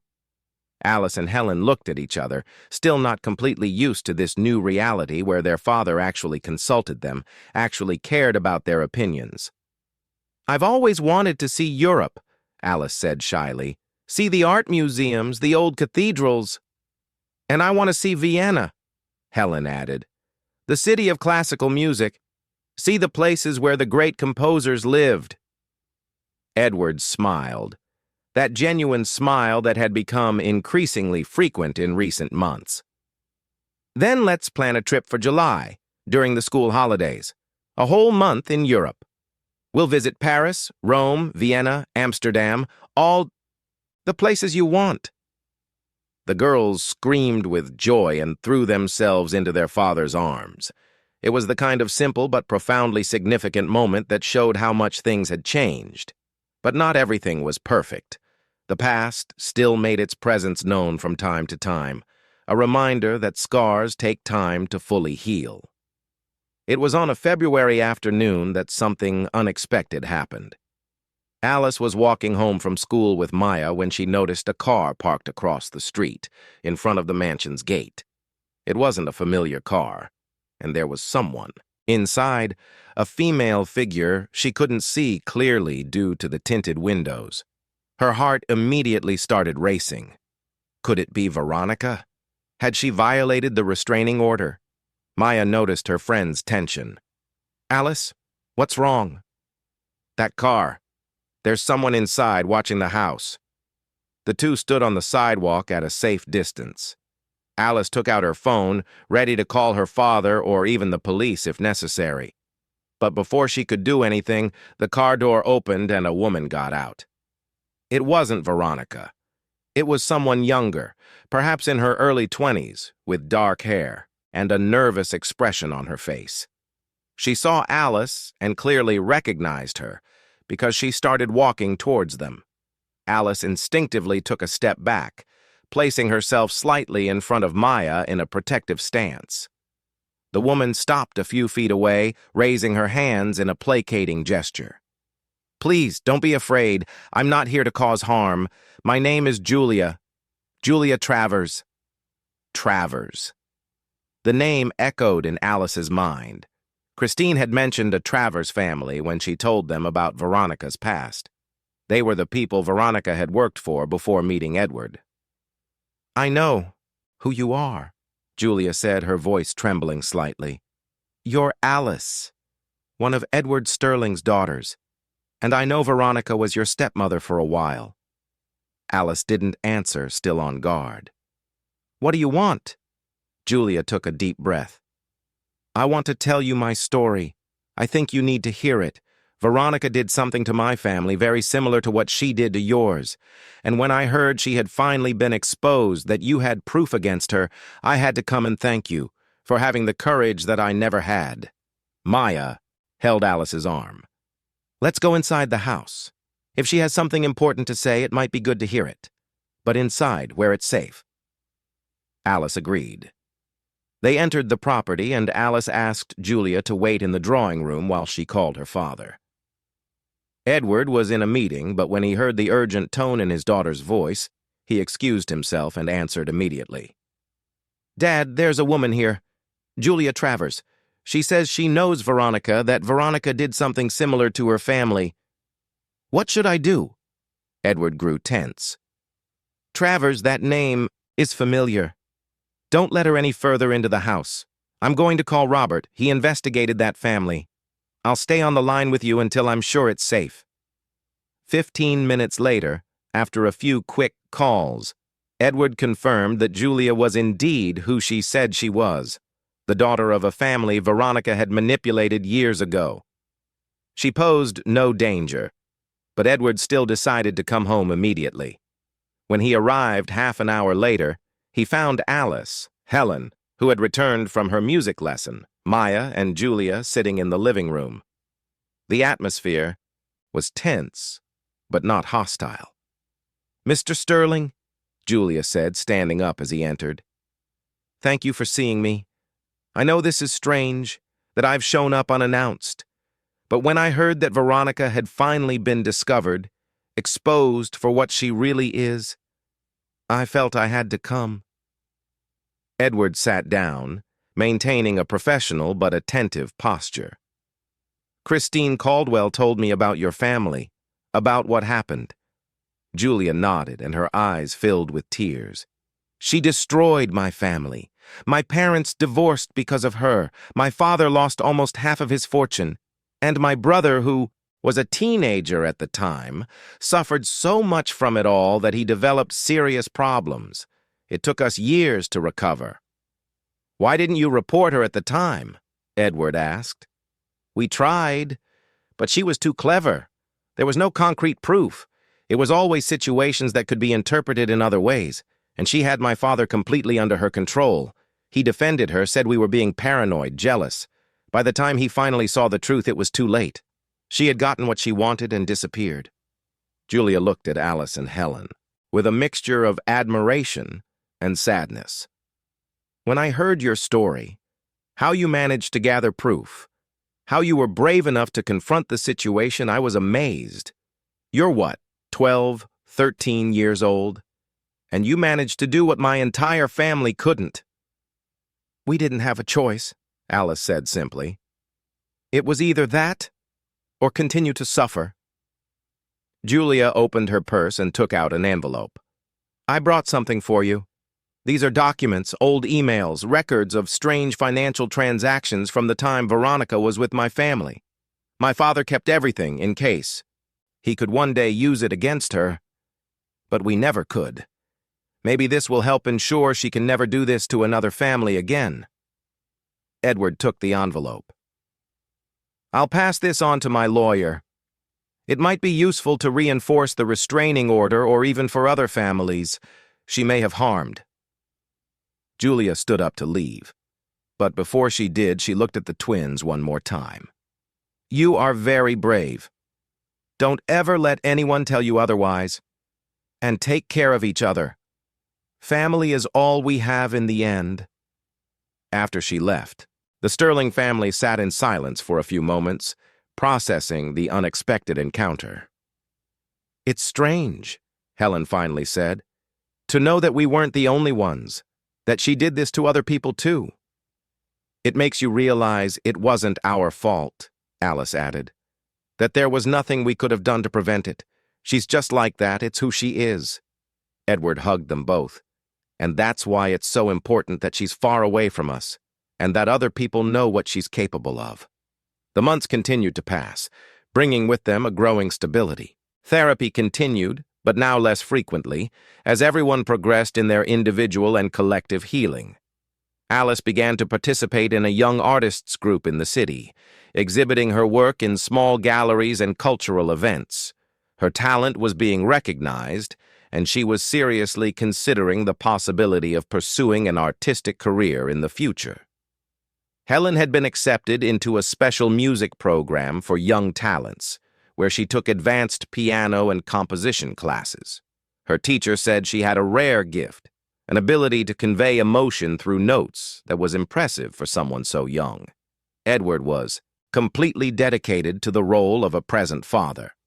He accompanied the girls in their activities, went to Helen's performances, Alice's exhibitions, and school meetings. He knew their friends, knew about their lives, their dreams, their fears. In May, the family had an important conversation. Edward wanted to know if the girls would be open to the possibility of him eventually dating again in the future. There was no one specific in mind, but he felt it was important to have this conversation before any situation arose. The girls' reaction was mixed. There was fear, of course, memories of what had happened with Veronica. But there was also maturity in how they approached the subject. "Dad," Alice said, thinking carefully before speaking, "I don't think the problem was ever you having someone in your life. The problem was who you chose and how you let her treat us. If one day you meet someone genuinely nice, who respects us, and whom you respect, I think we'd be happy for you." Helen agreed. "But it has to be someone we get to know well first. No getting married quickly again. And it has to be someone who understands that we are a family, the three of us, and that doesn't change." Edward felt his eyes well up. "I agree with everything, and I promise that if I ever meet someone special, you will be involved from the very beginning. Nothing will be done without considering how you feel. Nothing." That conversation was important, not just for the subject itself, but because it showed the level of communication and trust the family had achieved. They could talk about difficult things, about fears and worries, without anyone feeling attacked or defensive. July finally arrived, and with it, the long-awaited trip to Europe. It was 4 extraordinary weeks. They visited Paris, where Alice spent hours in the Louvre and the Musée d'Orsay, absorbing every work of art. They went to Rome, where they walked through the ancient ruins and tossed coins in the Trevi Fountain. They visited Vienna, where Helen attended a performance at the State Opera and visited the house where Mozart had lived. They passed through Amsterdam, Prague, Berlin. But more than the places, what made the trip special was the time together.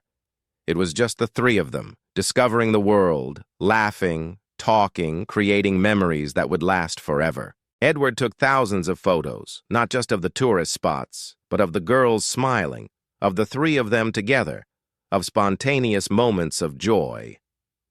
One night in Vienna, while dining at a charming restaurant, Helen made an observation. "You know, Dad, I was thinking, it's been almost a year since everything changed, since that Saturday at Mrs. Caldwell's house." Edward nodded. "It feels like a lifetime ago, doesn't it?" "It does. And at the same time, it feels like yesterday. But what I wanted to say is that, looking back now, I'm grateful for everything we went through." Both Alice and Edward looked at Helen, surprised. "Grateful?" "Not grateful for the suffering itself," she explained, "but grateful because it made us stronger, because it taught us about courage, about resilience, about the importance of fighting for what's right. And because, in the end, it brought us to where we are today. If none of that had happened, maybe you would have never changed, Dad. Maybe you would have remained that work-obsessed businessman, and we would never have these memories we're creating now." Edward wiped away a tear that escaped. "Helen, you have a wisdom far beyond your years. And you're right. The suffering was not in vain if we managed to learn and grow from it." Alice added, "And it also taught us that we have each other. No matter what happens, we'll always have each other." The three of them raised their glasses in a silent toast, sealing that moment of understanding and gratitude. When they returned to the United States in August, the house on the Upper East Side was waiting for them. But it was a different house now. It no longer had that heavy energy, that feeling of constant tension.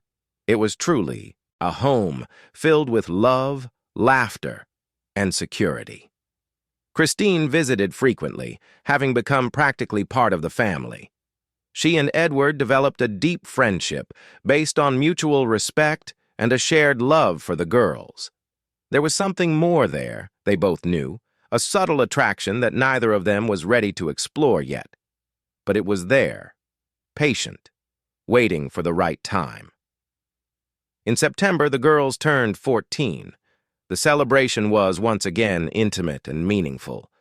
But this time, there was something special. Edward had prepared a surprise. He had hired an artist to create a mural on one of the walls of the house, representing the family's journey. The mural showed 3 figures, a father and 2 daughters, walking together through different landscapes. It began in dark, stormy tones, representing the difficult times, but gradually the colors became brighter, more vibrant, until at the end, the 3 figures were in an open field, bathed in golden light. When the girls saw it, they were speechless. Alice, with her artist's eyes, noticed every detail, every hidden symbol in the work. Helen saw the musical journey represented in the small musical notes that dotted the landscape. "It's our story," Edward said, "where we came from and where we're going. A reminder that no matter how dark the storm, there's always light on the other side, and that as long as we have each other, we can overcome anything." The 3 of them hugged in front of the mural, and Christine, who was present, captured that moment in a photo that would become one of the family's most precious. The final months of the year brought a consolidated peace. The girls were thriving in school, in their activities, in their friendships. Edward had found a perfect balance between work and personal life. And the family, as a whole, had found its harmony. There was news about Veronica through legal channels. She had tried to contact the Travers family in Miami, apparently seeking some kind of settlement or reconciliation. But the Travers, now armed with all the information about her history, rejected her completely and filed a formal complaint. Veronica was being investigated for fraud and financial manipulation in multiple cases. Edward shared this information with the girls, but they barely reacted. Veronica was part of the past now, a painful but overcome part. The present and the future were much more interesting and important. In December, on Christmas Eve, the Sterling family was gathered in the living room, decorating the tree together. It was a tradition that Edward had revived from Mary Ann's time, when the girls were little. Christine was there too, helping and laughing as Helen tried to place the star on top of the tree. Robert had stopped by earlier, bringing gifts and good wishes. When the tree was finally ready, all lit up and decorated, they sat on the sofa to admire the result. "It's been an incredible year," Alice said. "I never imagined we could be this happy again." "And it's going to be even better," Helen added, "because now we know we deserve this happiness, and we know how to fight for it." Edward hugged them both, kissing the tops of their heads. "You are my greatest pride, not for what you went through, but for who you became despite and because of what you went through. You are strong, brave, compassionate, and wise. I will spend the rest of my life making sure you know how loved and valuable you are." Christine, watching the scene, felt her heart warm. That family had been through fire and emerged not just whole, but stronger. It was proof that true love, honest communication, and the courage to face the truth could overcome even the most difficult challenges. Christmas night was magical. They had dinner together, exchanged simple but meaningful gifts, told stories, and laughed a lot. And for the first time in years, when they went to sleep, they all did so with light and peaceful hearts. The next morning, Edward woke up early and went to the living room. He stood there looking at the still-lit tree, the mural on the wall, the photos from the Europe trip scattered around the house. He thought of Mary Ann, his first wife, and silently thanked her for giving him those 2 extraordinary girls. He thought of Veronica and, surprisingly, managed to feel something close to pity. She would never know the kind of true love he had with his daughters because she was incapable of real love. Alice and Helen came down together, still in their pajamas, and found their father in the living room. "Good morning, Dad," they said in unison. "Good morning, my princesses. Merry Christmas." They joined him on the sofa, and the three of them sat there in comfortable silence, just enjoying each other's presence. "You know what I was thinking?" Edward said, breaking the silence. "That next year we could do something special. Maybe start a project together, something that means something to us." "Like what?" Helen asked. "I don't know yet, but I wanted it to be something that helps other people, other families who might be going through what we went through, a way to turn our pain into something positive." Alice grew thoughtful.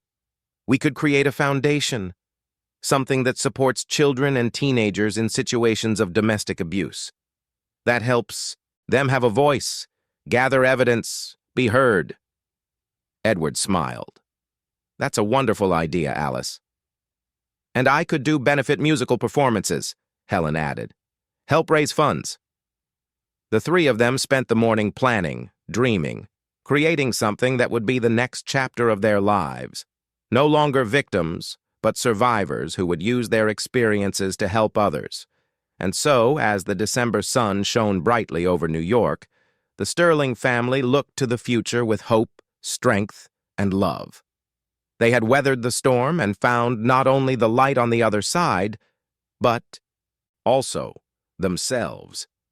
They had learned that true wealth was not in mansions or companies, but in human connections, in genuine love, in the courage to be vulnerable, and in the strength to get up after every fall. Alice took out her sketchbook and began to draw. It was a new drawing of the family, but this time it included more people. Christine, Robert, Maya, her friend, Mrs. Teresa. All the people who had been part of their journey of healing and reconstruction. Helen sat at the piano and began to play a new melody, something she was composing. It was soft, but it grew gradually, gaining strength and beauty, just as their own lives had done. And Edward, sitting between his two daughters, watched and listened, his heart so full of love and gratitude that it felt like it would overflow. They had survived. More than that, they had won. Not because Veronica had left their lives, but because they had learned to be a real family, based on respect, communication, and unconditional love. The past would always be a part of them. The scars would always be there. But they did not define who they were. They were just reminders of their strength, their resilience, their capacity to love even after being hurt. And as the day went on, bringing with it the promise of many more happy days ahead, the Sterling family knew that together they could face any challenge life threw their way, because they had learned the most important lesson of all, that true love, combined with courage and honesty, can overcome even the deepest darkness. And so, our story comes to its end. A story of pain transformed into strength, of fear transformed into courage, of brokenness transformed into healing. A story that reminds us that it is never too late to do what is right, to listen to those we love, to fight for the truth. The Sterling family would continue their journey, writing new chapters, creating new memories, but always remembering where they came from and how hard they fought to get where they were. And that memory, far from being painful, would become their greatest source of strength.